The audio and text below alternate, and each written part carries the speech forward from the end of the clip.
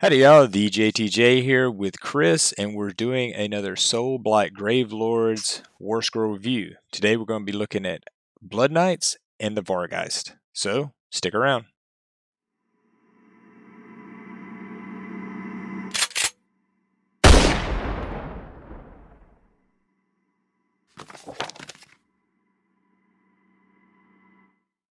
Alright guys, I'm here again with Chris. We brought him back on because he is the local Blood Knight specialist in the area. So he's going to cover some of this, give us some tactical insight, some of his thoughts. He's played, how many tournaments have you played with your Blood Knight so far? So last weekend's was the first tournament of 3.0. Then did a game before that, and then I did a tournament, the last hurrah of 2.0, using Gravelords. So I've had two tournaments, 7 games total, 4 of those, and 3.0. Awesome. Well, take it away, sir. All right. So going over the basics, they're Warscroll. If you're familiar with them before, the generic stats really hadn't changed too much. The 3 wounds, 10-inch move, 10 bravery, but the big one is the 3+ save. It used to be a 4+ save, and they used to have an ability where basically rend of nothing, they could have a +1 to their save. Now it's just a static 3+ characteristic, which is huge in 3.0 since you can't stack. So having that base characteristic started at 3 is huge. So going into their weapons, it is, if I'm not mistaken, the Templar Lance and Blade, just base stats is the same. You have 1-inch reach, 3 attacks, 3+ to hit, 3+ to wound, -1 rend, 1 damage. The Hooves and Teeth of the Nightmares actually got a little buff. They got 1 extra attack. So you're having 1-inch reach again, 3 attacks now instead of the 2 with the old Warscroll. 4 to hit, 4 to wound, no rend, 1 damage. So that is kind of a little bit more of the Hooves and Teeth. And we'll get into how the damage changes a little bit compared to their old Warscroll. But going to their upgrades, or basically the command entourage, you still get a unit champion, a Castellan. So in 3.0, that can issue your basic command abilities like all out attack, all out defense, and the generic reroll, charge, or auto 6 run. The standard bear changed. It used to be, I believe, -1 bravery, was it? And now it is you reroll 1s for your deathless minions trait. So, I mean, that sounds good at first, but really when the math works out, it's so small. And they lost their Hornblower, which is kind of a big deal because that used to be an auto 6 charge, or if your charge roll was below a 6, you could take a 6. So that hurts. They have no musician anymore, so that kind of stinks. However, as we get into their abilities, they more than make up for some of the shortcomings, I guess you can say. The Hunger across the board with all Soulblight stuff is now it heals D3 wounds as long as the unit kills 1 or more models. Hunger used to be just 1 wound. So that's a huge boon, especially if you're playing the Castili Dynasty, where they could potentially have a wounds characteristic of 4. So that D3 is actually significant. Can't bring back a model, though, with the Hunger anyway. You're just healing a wounded model. Martial Fury, that changed. So it used to be when they charge, their damage characteristic on the riders is D3 damage. Now it's just a flat, it's 1 extra damage. So effectively 2 damage on the charge. Mathematically, it's kind of the same. However, I always like to have, I'll take a flat 2 over D3 any day. Yeah. It's reliable. You know what you're going to get. And I've rolled plenty of times my D3 of only 1 damage, and it feels bad. So, in my opinion, I think that's better. It's a little buff to Martial Fury. And then their last ability, which I'll read verbatim and then kind of summarize. So it's called Riders of Ruin. Basically, what it says is, in your movement phase, if this unit is within 3 inches of an enemy unit, it can make a normal move, period. If it does so, it can pass across other models with a wounds characteristic of 3 or less, and that are not riding a mount or don't have a mount, in the same manner as a model that can fly. After this unit has made a normal move, roll dice for each enemy unit that has any models passed across by models of this unit. On a 2+, you can do D3 mortal wounds. So that's a lot of words for basically doing two things. And we were talking about this prior to starting this little podcast, is it's really two phases. And there's a lot of discussion in the community to clarify this. But effectively, you need to read it. Punctuation is important here. The first part, it basically just says, look, in your movement phase, if there's an enemy within 3 inches, you can make a normal move, period. In this discussion. And that's different because in normal AOS 3.0, if someone's within 3 inches, you either stay where you are and you can pile in and fight, or you retreat out of combat. Here, you can just move freely. Now, when you trigger that ability, as you're moving, if there's units that fall in this category that have a wounds characteristic of 3 or less, so usually your normal chaff, your normal, maybe even some elite infantry, as long as they're not mounted, you can pass over them as if you can fly. And then on a 2+, you can do some D3 mortal wounds, which, I mean, I'm never going to, shoo away some mortal wounds I can do, but really that's the least important thing out of this whole ability. So effectively, what does this mean? If you played 2.0, you can retreat and charge, kind of deal. But in 3.0, they basically your movement phase, a retreat is not part of a normal move. You have a normal move you can do.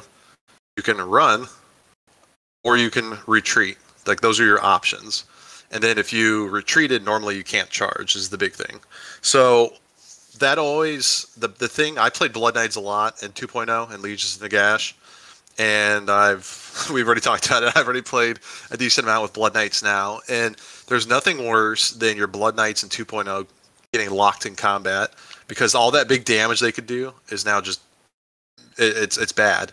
And they're an expensive unit. And so the ability to just freely walk away, get a big monster, someone has some chaff that they want to try to tie up, in 2.0, they could do that. They could just throw something at you, tie you up, and, sorry, your big damage from charging is just null and void. Not only can we now avoid that, we can actually get across their chaff line the next round of combat, for instance.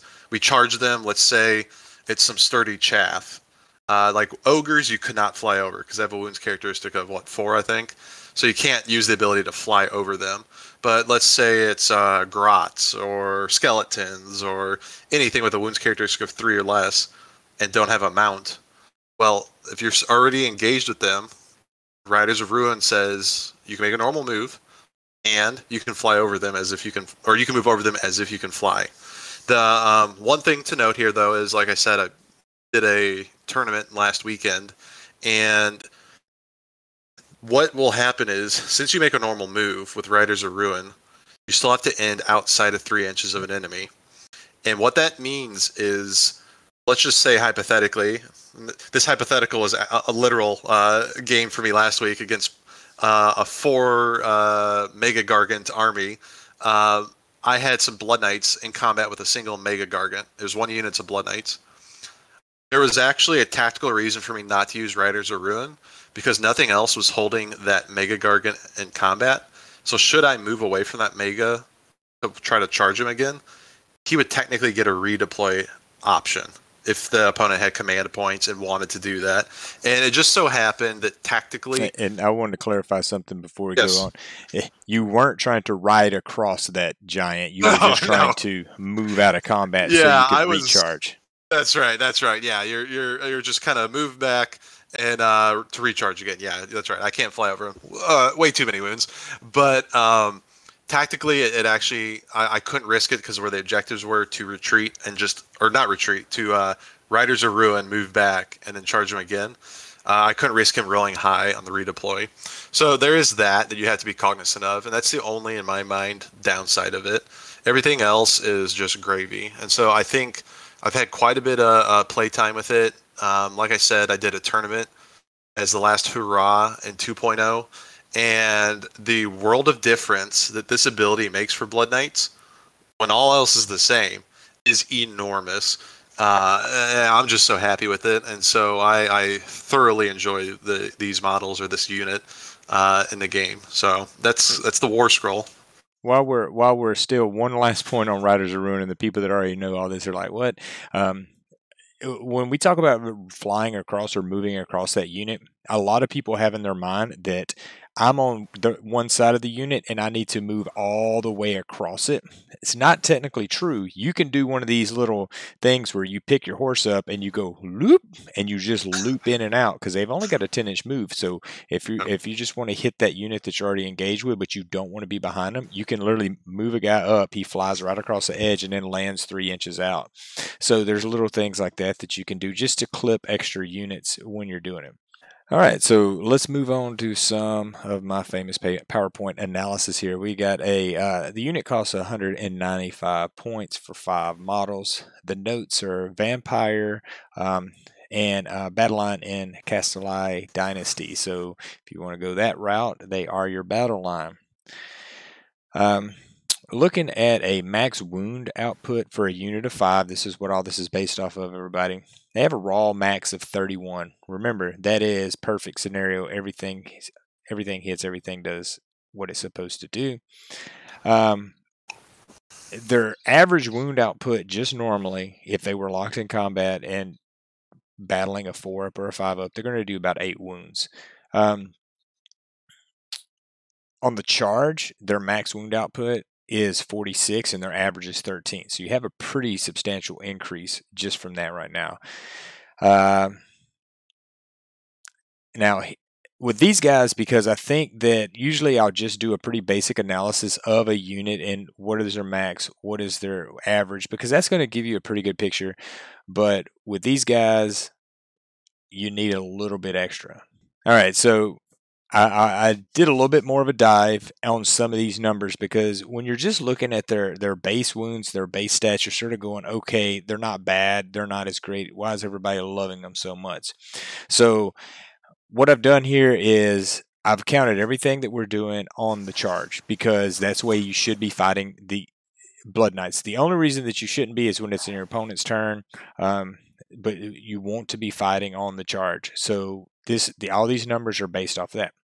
The first set of numbers is I did Bloodied Strength, which is the Castelli Dynasty +1 damage if they killed a hero or a monster. Correct? Yep. And I think that's a huge one, and it's a little bit harder to get. I mean, it's not the easiest one, but that's the one that out of the list that I really like. You're going to get a max damage of 63 and an average of 18. The next one I did, which is Call to the Hunt, and Call of the Hunt could be interchanged with the Vampire Lords, just extra attack. Basically, this is an extra attack. You're going to get a max of 62 wounds and an average of 17, so slightly lower. And then finally, I did a mashup. We have All Out Attack, an extra attack, however you want to get it. There's a couple ways in the book, and Bloody Strength, and that's a max wound of 83 and an average of 30. And it's not in, and and going back, this isn't a 10 block. This is 5 Blood Knights, and that's not really that All Out Attack, extra attack, and Bloody Strength is not super hard to get. It is doable, and really All Out Attack and an extra attack is doable almost every turn. So you should be getting about 20 wounds through a turn. Moving on, the good. It hits hard and it's survivable with, like you were talking about that 3-up save earlier.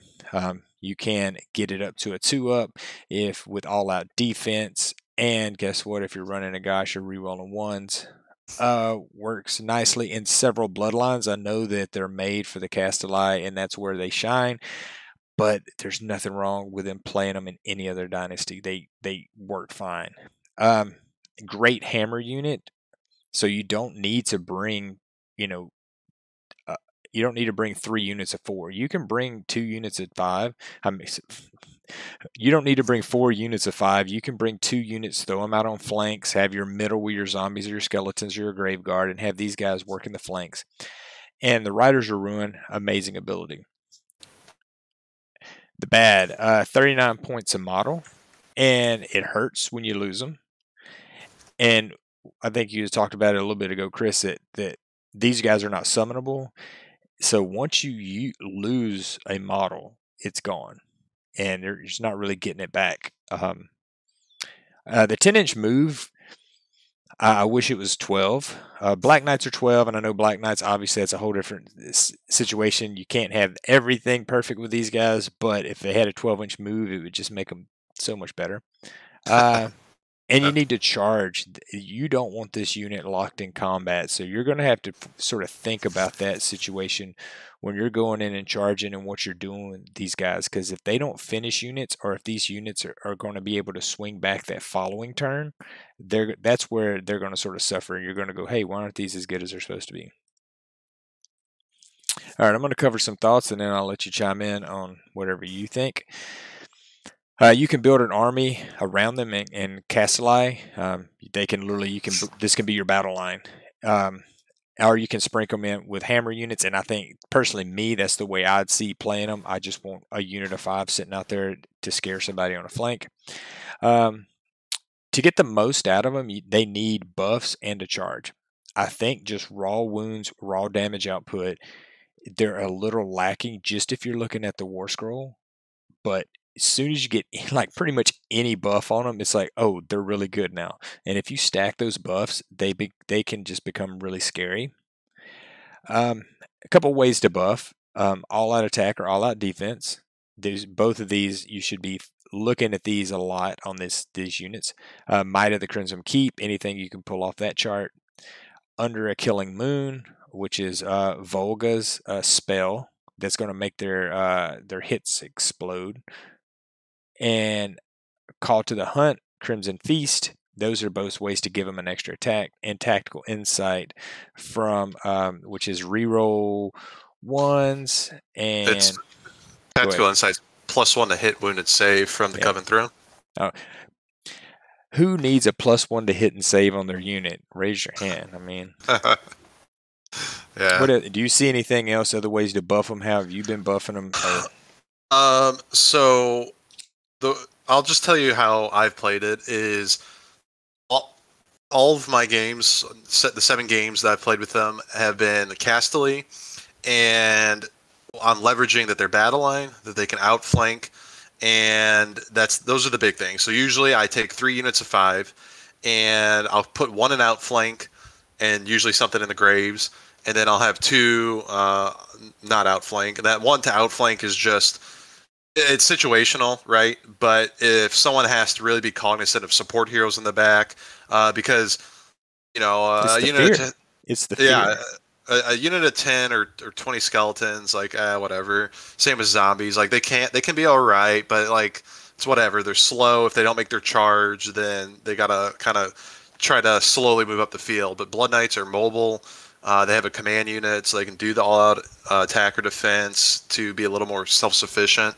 But what I've played and I have really enjoyed this last tournament was in the Castelli. I have a Vargheists Lord as my general with Rousing Commander command trait. So once per battle in the start of the combat phase, I can pop it, all vampires. So that could be Vargheists, Blood Knights, wholly within 12. Get the buffs here from the Might of the Crimson Keep. So that makes them have a wounds characteristic of 4, and it makes them have +1 damage. So my whole thing is you go in, you're now on the charge, 3 damage a swing with your riders, and then I also had Belladonna Volga in my list because she's a level 2 caster, as I say, cast 2 spells. She also gets +1 to cast and dispel. So like that's just good in general to have as some wizard support. But her Under the Killing Moon, you're exploding 6s. So like an example here is game 2 I played against the 4 Mega Gargant list. He had a War Stomper at full health, 35 wounds. I charged it with a Vargheists Lord and a unit of Blood Knights. He all-out defensed, so he had 35 wounds with a 3-up save. And I popped Rousing Commander and had Under the Killing Moon up, and I think I did all-out attack. So the Blood Knights swung and the Vargheists Lord swung. I got the War Stomper down to 5 wounds. And the next turn I was able to do a cheeky redeploy with skeletons to pin his War Stomper in so it couldn't retreat, and then I just killed it. Like you said, the proper support buffs are huge on these guys. The force multiplier on Blood Knights is enormous. And so I like to play them in the Casterly because you can get a lot out of them. But hell, Legion of Night, you can still outflank them with the Allegiance ability and Legion of Night. So you can still kind of do the same thing if you want to do that. But they can be good in anything. So I think they're a great unit. They're durable if you want them to be, with all-out defense or Mystic Shield. All right, before I click the next slide, what's your grade? What are you grading them as? Oh, they're an easy A in my book, verging A plus. All right, I give them an A.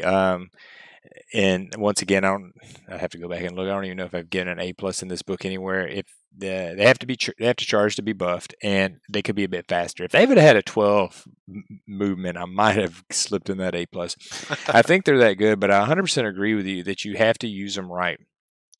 They're not going to stand up to high AP damage, as you've learned. And 3.0 is slightly different because we played our game against my Zinchen 2 that they died of flamers really, really easy, especially when the -1 Ren flamers I had. So you want to watch out your shooting. Of course, the whole book is scared of shooting in many ways. So that's the big thing for me, is just play smart with them, and they're going to make their points back. All right, we are going to move along. We've hit a high note first, and now we're going to go to not so high note. Maybe a bottom of the barrel note. I don't know. There's opinions on Vargheist, but so we got a Vargheist here. There are 4 wounds, and they're 12-inch move. There's my 12-inch move. They gave it to them instead of the horses. 10 bravery and a 5-up save. Murderous fangs and talon, 1-inch range, 3 attacks, 3/3, -1, and 2 damage. It does have a champion. He gets an extra attack. Their abilities: they have Blood Maddened Feeding Frenzy, which is if an unmodified hit roll for an attack made by this unit is 6, it scores 2 hit on the target instead of 1, and make wound and save rolls for each. Basically exploding 6s. And they have Death's Descent, which is a deep strike, so they can come down 9 inches away from an enemy at the end of movement phase. Keyword: Death, Vampire, Soulblight Gravelord, and Vargheist. So you're paying 155 points for 3 models. That's a little expensive. They get the notes on them are their vampire keyword, so that's good. They're fly. Nice, and their battle line in Legion of the Night. As far as their damage characteristics, we got a max wound of 20, which actually looks pretty good. You're like, okay, that ain't bad. But that's if all their abilities arc and their 6s explode. Average wound output is closer to 8, and my thoughts on their damage output is it's nothing great. They need buffs to be even comparable. The good, they got a 12-inch move, so that's pretty awesome. And Death's Descent is good. It has tactical uses, just like you were talking about with outflanking. They can also, if you am in Legion of the Night, you can outflank with them. You can threaten those backline. I mean, if somebody's got a sorcerer or a necromancer that they're trying to keep back there and hidden, these guys could go and handle that, possibly. Here's where we get to the bad. The bad is it's 51.6 points a model. Super expensive for what they're doing. We've had other things that, I mean, Blood Knights are a good bit less, and we've had some other units that do more that cost less, and even some of the ones that cost more per model do more. So these guys are just thinking in a bad place per points. They have 4 wounds, a 5-up save, and a 6++, and it's not very resilient if that's what you're banking on. They're not going to stick around. They don't do a lot of damage, and they're not going to live if somebody focuses fire on them. All right, on the thoughts, they are sort of a middle ground, not being bad at anything, but not great at one thing. Other than Death Descent, they don't do anything special. I think that for me personally, Dire Wolves could fill a similar role. you get more bang. Direwolves, a unit of direwolves, 10 direwolves are better than a unit of 3 Vargheists, other than Death's Descent. But then again, you could bring them out of the grave anyway. I just feel they need one more ability to make them worth their points. It's just missing something on the Warscroll. I don't know what that is. I mean, I could sit here and theory craft all day of like, oh, if they had this, or if they had the hunger, or if they had this, they would make them better. I mean, why don't they have the hunger? That might actually be something that you go, oh, they can heal themselves. Maybe that's worth taking. I just looking at the Warscroll, I'm going, why are they so expensive? It seems like they want to fill a role, but they just don't do it. Like they want to be that big monstrous infantry that can come in and smash something and be fast at the same time. But I'm just looking at it going, it's not something that I'm going, oh, I need to take these guys.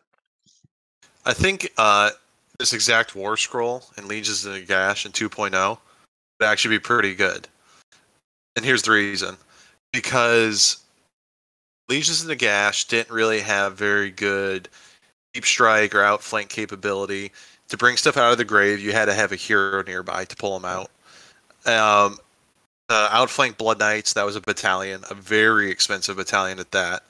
And so now, like when I first saw the Warscroll, I was like, oh, you know what? I actually, and I saw the points too. I was like, you know what? They seem a little expensive, but they can deep strike. Okay, that's really awesome. But then the more I started looking at the book, I'm like, well, you don't have to have heroes to pull stuff out of the grave. In Casterly, which is what I enjoy playing, or Legion of the Night, you can outflank. So you're actually, Legion of Nagash has actually really good outflank deep striker. I guess you could say early game maneuverability in that sense. Obviously, a lot of their units are slow. So sorry, Soulblight. What did I say? Legion of Nagash. Oh God, I'm gonna be making that mistake for a little bit. But yeah, Soulblight Gravelords. And so I agree with you. Like, I have trouble finding where they excel at, because as I've created lists to have something as a outflank, you know, if I want something to sit and make my opponent honest, I can do that with cheaper. I can do it with fell bats that aren't even that great, but they're only 75 points to sit in the graves. Yeah, and it's funny because I talk about that here. Let's just what before we go to the next slide. What's your grade? What's your rough grade on these guys? Yeah, I guess a high C. I mean, oh look, I gave him a C plus. So there you go. There you go. Yeah, because that's what I kept. I mean, all in all, it isn't like, oh my goodness, they're just such garbage. It's more of like, what are they supposed to be doing in my list? And if they're doing, if they're doing X, Y, and Z, then I have other options that can do it better and probably cheaper. They need lots of buff to make them worth their points. So if you came up with a strategy to run them, or I'm going to buff this and this and this, I'm like, okay, cool. But you could be doing the same thing with Graveguard Wolves, some kind of cavalry. Cost per model is high, and I don't think they're that survivable. It's going to hurt every time you lose one.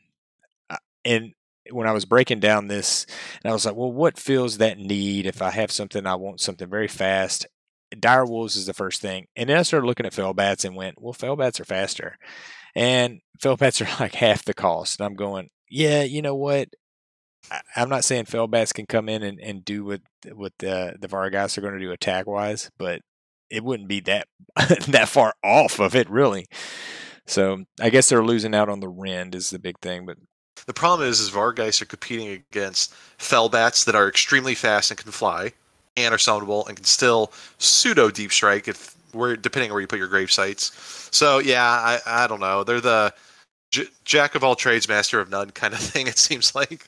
Yeah, they're just in a horrible spot, and it would be interesting if you maybe even had like a dedicated hero or a vampire lord that did something to them. Like they're supposed to be Manfred's, he used them a lot in Legion of the Night, and that's what their Legion is. Other than that, being battle line, but going back, I mean, direwolves are battle line, and no matter which one you take them in. So, all in all, I think they need some work, and I imagine I can foresee that this book is going to get a lot of point increases as we go through this the FAQ in the winter and the next FAQ in the summer.